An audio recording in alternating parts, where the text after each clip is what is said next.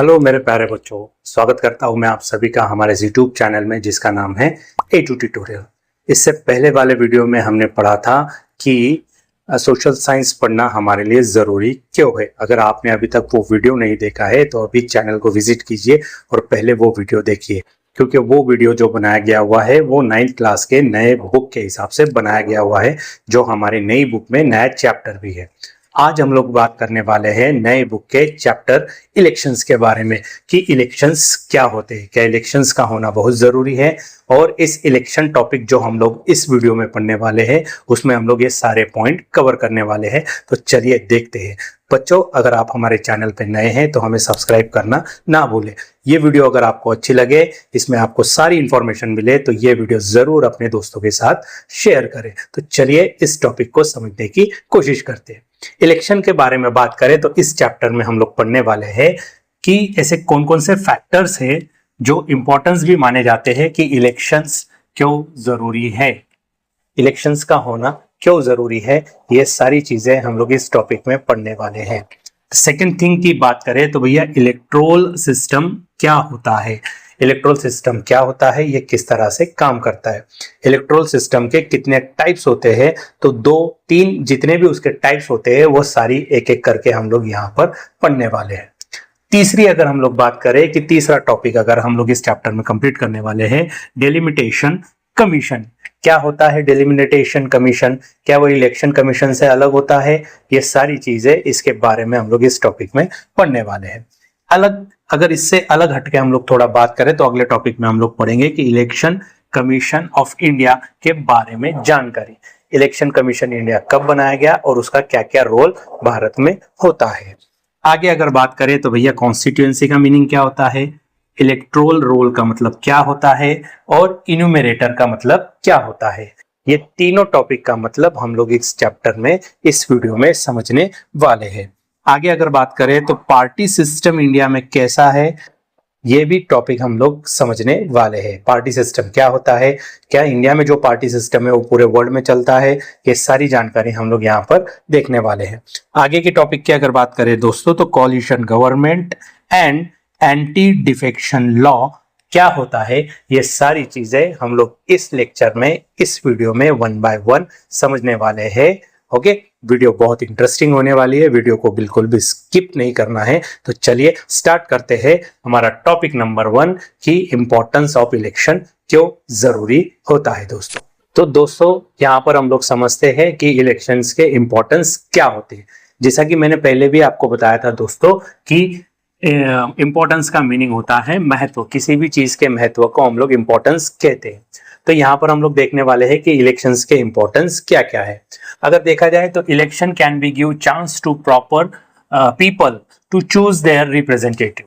Elections के द्वारा ही हमें चांस मिलता है कि हम लोग हमारे रिप्रेजेंटेटिव को प्रॉपर तरीके से चुन सके दोस्तों। ठीक है, अगर एक कॉन्स्टिट्यूएंसी की बात करें हम लोग तो एक कॉन्स्टिट्यूएंसी में कई सारे रिप्रेजेंटेटिव चुनाव के लिए खड़े होते हैं। उन कई सारे रिप्रेजेंटेटिव में से हमें जिसको वोट देना है उसको भारी मतों से जिताकर हम लोग हमारी सरकार में ला सकते हैं। यहाँ पर एक मीनिंग आया है कॉन्स्टिट्यूएंसी, जिसका मीनिंग पूरा डेफिनेशन हम लोग आगे पढ़ने वाले हैं। अगर पॉइंट नंबर 2 की बात करें तो government can be change if not working properly. Government को हम लोग चेंज भी कर सकते हैं अगर गवर्नमेंट प्रॉपर तरीके से अपना काम नहीं करती। ये सिर्फ इलेक्शंस के द्वारा संभव है दोस्तों।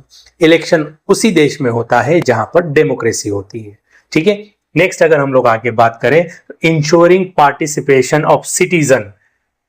इलेक्शन का अगला और मोस्ट इंपॉर्टेंस होता है कि इलेक्शंस के अंदर एज अ सिटीजन हम लोग एक्टिवली पार्टिसिपेट कर सकते हैं दोस्तों। ठीक है, जब तक हम लोग एक्टिवली पार्टिसिपेट इलेक्शन में नहीं करेंगे तो इलेक्शन का कोई मतलब नहीं रहेगा। आगे अगर हम लोग बात करें पॉइंट नंबर 4 की, help peaceful transfer of power. Elections के द्वारा ही पावर को एक सरकार से दूसरी सरकार के अंदर ट्रांसफर किया जाता है, लेकिन वो भी पीसफुली, बिना जोर जबरदस्ती किए। जिस इलेक्शंस में अगर जिस पार्टी को सबसे ज्यादा वोट मिलते हैं वो पार्टी अपनी सरकार बनाती है। जिस पार्टी को सबसे ज्यादा वोट नहीं मिलते वो पार्टी इलेक्शन हार जाती है। तो ये शांतिपूर्ण पावर ट्रांसफॉर्मेशन सिर्फ और सिर्फ इलेक्शन में ही संभव हो पाता है दोस्तों। आगे अगर हम लोग बात करें तो इलेक्शन के अंदर check misuse of power by rulers. अगर इलेक्शन के अंदर कोई नेता अपने अधिकारों का गलत इस्तेमाल करता है तो उसके खिलाफ हम लोग आवाज भी उठा सकते हैं। उस पर्टिकुलर रिप्रेजेंटेटिव के खिलाफ हम लोग हाई कोर्ट में, सुप्रीम कोर्ट में एक केस भी दायर कर सकते हैं, पिटीशन भी दायर कर सकते हैं। ठीक है, आगे अगर बात करें तो सबसे इंपॉर्टेंट एक मिसयूज के बारे में हमें बताया गया हुआ है कि check the misuse of power by rulers. इसके बाद अगर हम लोग बात करें तो encourage the political awareness. Election की वजह से हमें पॉलिटिकल अवेयरनेस होती है, हम जागरूक होते हैं कि हमारे देश में पॉलिटिक्स किस तरह से चल रहा है दोस्तों। And the most important thing is that कि एक्टिव सिटीजनशिप बरकरार रहती है जब जब भी इलेक्शन होते हैं दोस्तों।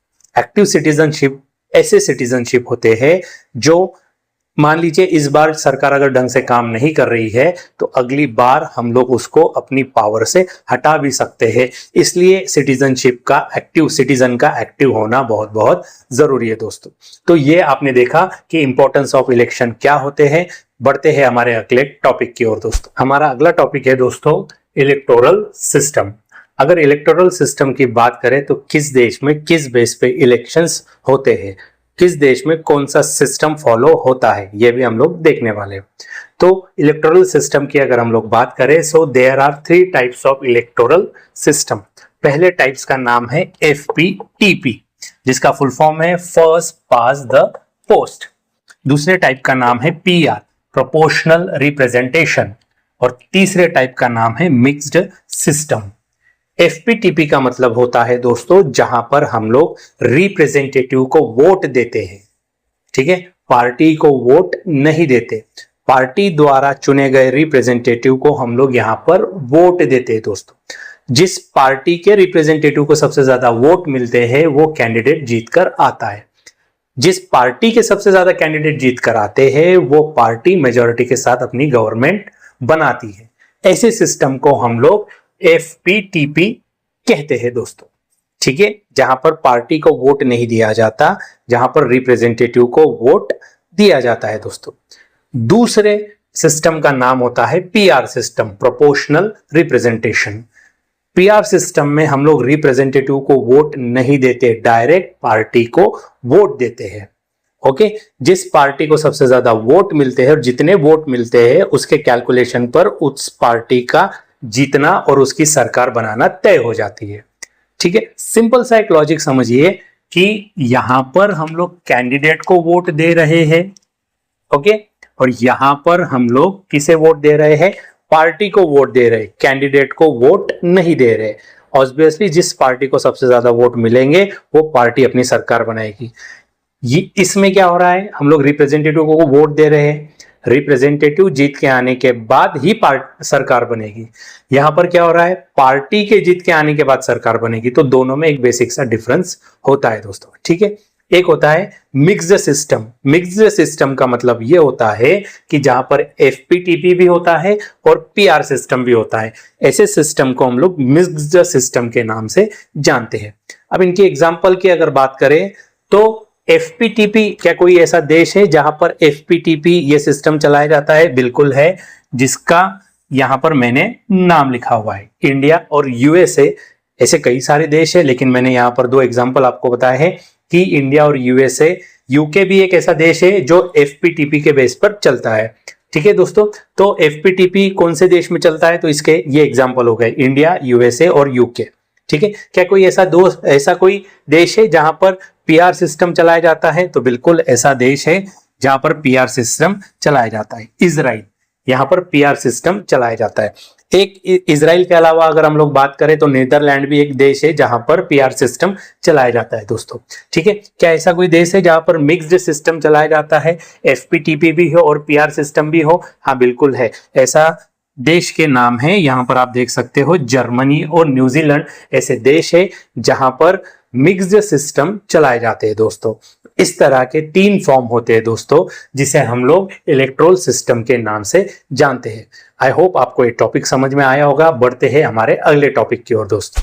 हमारा अगला टॉपिक है दोस्तों डेलिमिटेशन कमीशन। इस टॉपिक में हम लोग समझेंगे कि डेलिमिटेशन का मतलब क्या होता है। डेलिमिटेशन का मतलब होता है दोस्तों कि कॉन्स्टिट्यूएंसी को बाउंड्री एरिया को सेट करना according to the current population. एक एरिया में कितनी पॉपुलेशन रहती है तो उस पॉपुलेशन के हिसाब से उस पूरे बाउंड्री एरिया में कितने रिप्रेजेंटेटिव चुनाव लड़ सकते हैं, ये सारी सेटअप करने का काम किसका है? डेलिमिटेशन कमीशन का है। इसको ऐसे समझते हैं, मान लीजिए ये एक एरिया है, ठीक है, यहाँ पे 200 लोग रहते हैं, ठीक है।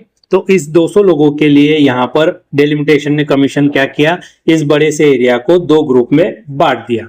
मतलब यहां से अलग कैंडिडेट चुनाव लड़ेगा और यहां से अलग कैंडिडेट चुनाव लड़ेगा। ये एरिया कम ज्यादा होते हैं, ये कब होते हैं?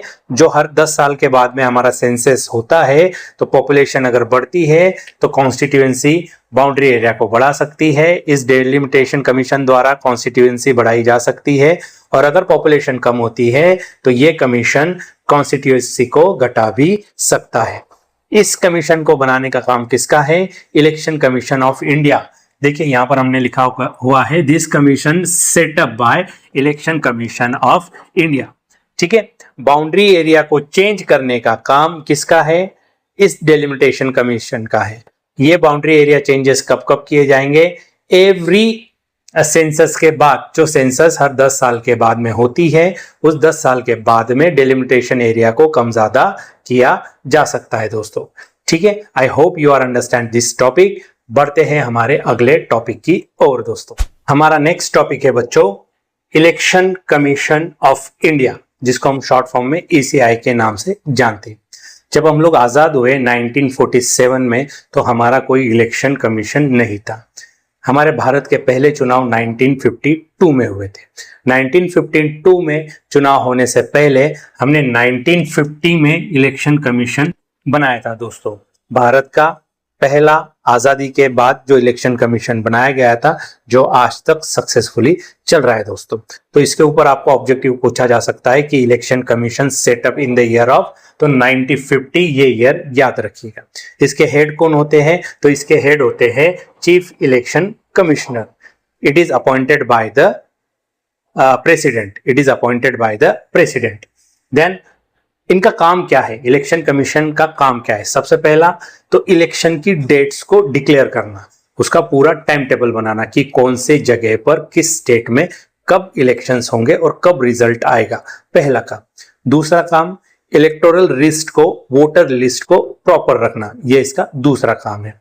तीसरा और सबसे इंपॉर्टेंट काम कि वोटर को अवेयर करना कि आपको वोट देना जरूरी क्यों है, ठीक है। और इसका अगला काम होता है कि जो इलेक्शंस होंगे हमारे भारत में या किसी स्टेट में, उस इलेक्शंस को सुपरवाइज करना कि वो इलेक्शन प्रॉपर तरीके से हो रहे हैं या नहीं, कि इलेक्शन में कोई मिसयूज तो नहीं हो रहा। ये सारी जानकारी देखना, ये सारी चीजों को देखना किसका काम है? ECI का काम है, इलेक्शन कमीशन ऑफ इंडिया का काम है दोस्तों। हमारे देश में छोटे से छोटे और बड़े से बड़े जितने भी इलेक्शंस होते हैं, उनको करवाने का काम इलेक्शन कमीशन ऑफ इंडिया का होता है दोस्तों।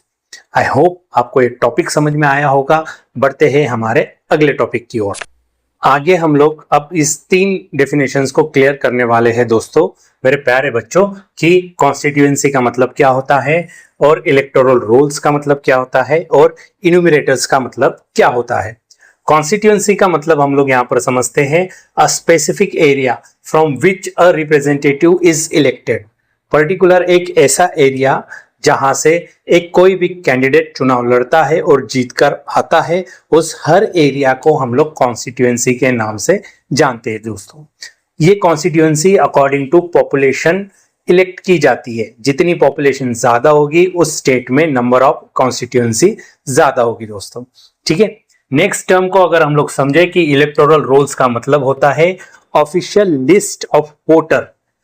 पूरे भारत में जितने भी वोटर्स होते हैं, जितनी भी जगह के वोटर्स होते हैं, उन पूरे जगहों की वोटर्स की लिस्ट को हम लोग इलेक्टोरल रोल के नाम से जानते हैं दोस्तों। ठीक है, अगला इंपॉर्टेंट पॉइंट होता है हमारा इन्यूमरेटर्स। इन्यूमरेटर्स का मतलब होता है the government officer who visit door to door and collect the information about every voters. इसे हम लोग इन्यूमरेटर्स के नाम से जानते हैं दोस्तों, जो गली गली जाकर, हर मोहल्ले में जाकर वोटर्स की लिस्ट की जानकारी को इकट्ठा करते हैं और उसको टाइम टू टाइम अपडेट करवाते रहते हैं दोस्तों। इसे हम लोग इन्यूमरेटर के नाम से जानते हैं दोस्तों। आगे अगर बात करें हम लोग, तो आगे हमारा टॉपिक होता है पार्टी सिस्टम। पार्टी सिस्टम 3 तरह के होते हैं दोस्तों।